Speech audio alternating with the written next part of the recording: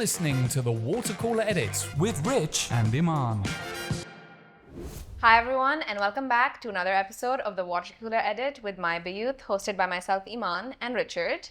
Hey, how are you? All good. We are actually going to be going ahead with our second installment of our developer profile. We're going to be talking about... We're going to be talking about Arada. Yeah, so it's going to be really interesting. I think we're going to give you a brief overview in their history, a few prominent projects, and some things that we actually find interesting. So let's get started. So, Arada, it's a major player in the market now. I think anybody that's been around in the real estate vertical has seen how much market share they've so quickly accomplished as well, right? Very quickly. I mean, they established in 2017, so we're not even a decade. And if you consider what they've achieved in that relatively short period of time, it's pretty impressive, huh? It is pretty impressive. And it's also very interesting because they're actually a Sharjah-based developer, right? So they were actually founded Sultan bin Ahmed Al Qasmi and Prince Khalid bin Al Walid bin Talal, right? So it has Sharjah roots, UAE-based, homegrown brand. And they've established their presence, I would say, not just within Dubai and Sharjah, but worldwide. So I think just within Dubai and Sharjah, they've launched projects for 60 billion.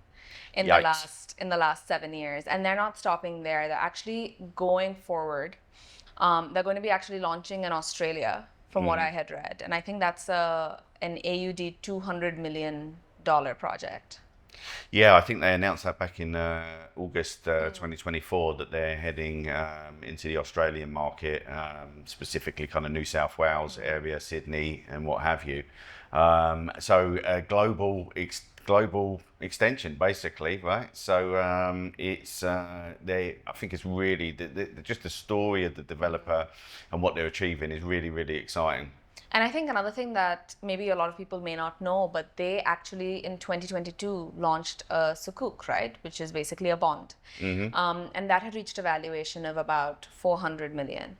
And then in 2024, which was just last year, that valuation ended up at $1 billion in that short amount of time. So honestly, those numbers are just so impressive. They are. They're mind-boggling numbers. And I think they speak to what you can clearly see is just a ferocious ambition and a drive for quality, basically. Agreed. As we get into some of the individual projects, I think that very much comes to the fore. It does. And I think it's really interesting because they have their foot in so many different sectors, right? So just last year, they actually acquired a few fitness brands. So they already owned WellFit in the UAE, which is a premier gym chain in Medan, JVC, etc. Yeah. They bought 3 more gym chains. So you have your Platform Studios, you have Fit and Glam, you have FitCode, etc. So they brought this whole wellness group to actually take responsibility of them moving forward from a more wellness lifestyle type of perspective. And I think we're going to jump into the projects here because this integrates very nicely. So just in May of 2025, after this acquisition of all of these, fitness and lifestyle wellness brands, Arada has actually launched their first project in DIFC, major market, major footprint. It's called Akala, and it's actually going to be the first ever branded wellness destination. Okay. And I think this is really interesting because this is also playing into Dubai's 2030 vision to be the place for wellness as well. So prime real estate in DIFC, honestly, the vectors for this look gorgeous. Really? For this building, yeah. It looks like you're living in a resort, and apparently it's going to be fully integrated. It's an off-plan launch expected in 2027, 2029. Okay. Prices do match that luxury footprint that they're offering. That's a shocker. So 1 bed start at about 3.8 million. 2 beds go up to 6 million. But the kicker here is they actually have 6 bed sky view penthouses that start at 88 million. Yeah. 88 million. Yowza. I'd imagine those people who can afford that are already experiencing quite a lot of wellness. I would assume so. But they're going to get even more. They're going to get even more. But honestly, for me personally, that is one of the most prime locations in DIFC. It has an amazing entry-exit point, so you don't get stuck in that traffic. The view is actually quite nice. I actually drive past this building every day, so I'm watching it be made. So I'm like, 2029, I want to see what this actually will look like when it's ready. You're seeing it going from the ground up. You're seeing it on a daily basis. It's interesting. Yeah, look, what a project. I mean, I think considering that their first project in Dubai was announced in 2022, right?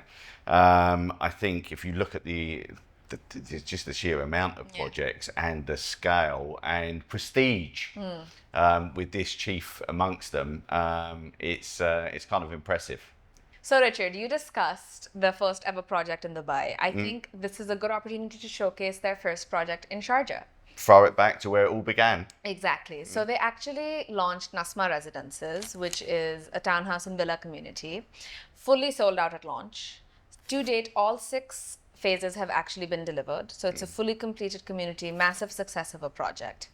And then they went ahead and they launched Al Jada, which is the first integrated community of Sharjah. It's actually one of my favorite communities personally.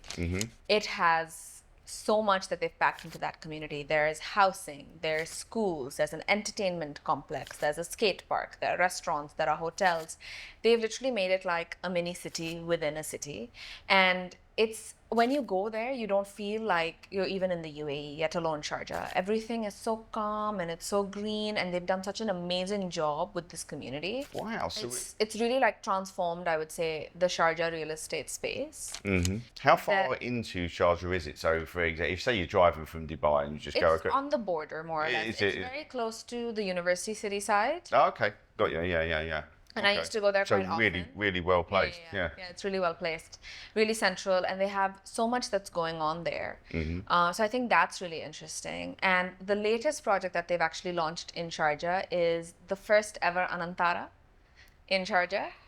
You know, I'm a fan of Anantara. Yeah. I have to say. So they're going to be launching the hotel and the residences. So I think the residences is actually going to be something that's really interesting when it comes up. That is supposed to be delivered in 2027. Okay. But I think that's not the first time that they've worked with a hotel chain here. I believe Dubai has a few exciting developments. Yes, that they've they're got working they've got some branded projects coming up that are really quite impressive. I think you were the first one to look at if we take the W residences at Dubai Harbour. Now, Dubai Harbour, we know, is a rapidly developing community. Very, very impressive. And this is going to be an impressive addition. You're talking, it's a 3-tower luxury seafront development. It's in collaboration with Marriott. Yep. It features 400 branded apartments and from 1 bedroom to 5 bedroom. Okay, nice. This is also the community that I know that is supposed to have Dubai's longest infinity pool. It is, because it's in the connection between the three. It's called a podium, apparently, a connecting podium, which is weird. I thought that's something that you stood at when you gave a speech. See, But apparently, isn't that a little scary?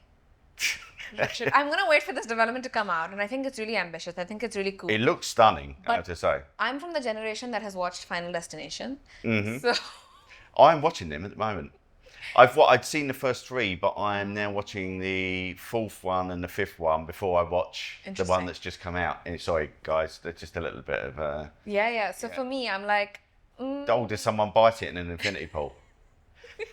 and also like, I don't know why, but that visual for me reminds me of, the Fast and the Furious movie, the one that was shot in Abu Dhabi, where they're jumping from one Etihad tower to the other Etihad tower. So for me, a connecting infinity pool, I think, sounds so cool. It does, and But it does look cool. I'm gonna wait for it to actually be developed to see it myself, because I'm kind of struggling with that. But I'm like, man, that's so cool. It's very like it's in Singapore, isn't it? Is it the rooftop one between the Marina Bay Sands, yeah. So, look, gonna be honest, looks fantastic. 200 meters long. There's so much stuff here. I mean, these buildings are gonna have their own in-house cinema, a music recording studio. I mean, it's just... They're supposed to have like games rooms. I think anything that you can think of, it's gonna be in this. Yeah, basically, it's complete luxury. And completion expected 2027. So keep your eye on Dubai Harbour, because these luxury towers are springing up.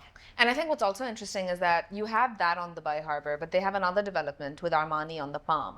And that's really interesting as well, because you were telling me this earlier, that the people that were actually interested in those units. This is brilliant. Right, so if you buy one of these units, essentially there's 53 properties, right?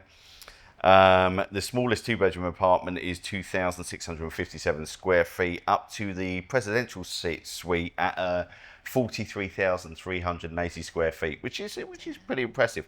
The prices start at $5.7 million. Okay.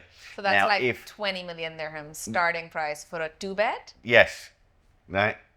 Now, right. So but if you do purchase one of these, you get flown.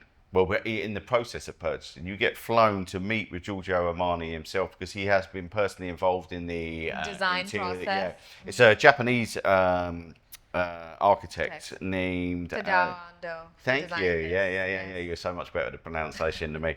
Yes, but also Armani himself has been involved. So you get to go and meet him. As part of you get flown to Italy to meet him as part of your process of buying, which is pretty cool, huh? And then completion towards the end of 2026 for that one. Wow. So, I mean, honestly, guys, well, we'll put up some photos here so you can see, but it is... I mean, I know every project we talk about, like it's a luxury project. What can I say about this? This is ultra luxury, right? It's it's next level. And I think that's what's really interesting about the UAE real estate market, right? You think one thing, and they're like, scratch that, we're elevating it to a new level. Yeah. And all of these projects from Arada, they're so diverse, they're so interesting, they're touching a lot of different touch points, and it's quite unique to see them start out from projects that were like, in University City. There was a lot of university accommodation as well. That was part of Arada. Then you have, Masaar, which is another community we haven't discussed, but that had a whole theming around forests and greenery and things like that. And then you have projects like Akala, which is focused on wellness. Mm-hmm. You have the Armani, residences, which are ultra luxury, only 53 units. Yep. You have W Residences, which is a massive 3-tower complex with that little Final Destination X Fast and Furious infinity pool. And that's what, right? Even for me, I've been in this industry for such a long time. I'm having a difficult time imagining one of those infinity pools. They're like, you know what? We're going to make that a reality. We're going to actually do it. And I'm going to be like, yes, I will wait and see because I want to see this. Yeah. So it's just so interesting. It sounds like you're going to be seeing it from afar as opposed to actually being in it. It's very... that is the plan. Stay away from the Final Destination movies, people. So give you complexes. So it's so interesting to see how all of this develops and how much they have in store. And these handovers are in quite succession. There are so many projects. Jury Hills is supposed to deliver this year. Then they have projects that are handing over next year. Then in 2027, Akala is due in 2029. There is so much to be informed about and to wait for. And then what's also interesting is they have this whole Australia division coming up. Mm-hmm. What else are they planning? Yeah, I mean, that's going to be impressive in New South Wales, all around kind of the Sydney area and stuff. It's a real kind of global expansion. And I think with, like you say, they've got so many projects ongoing. That's what really struck me when we were doing the research for this episode.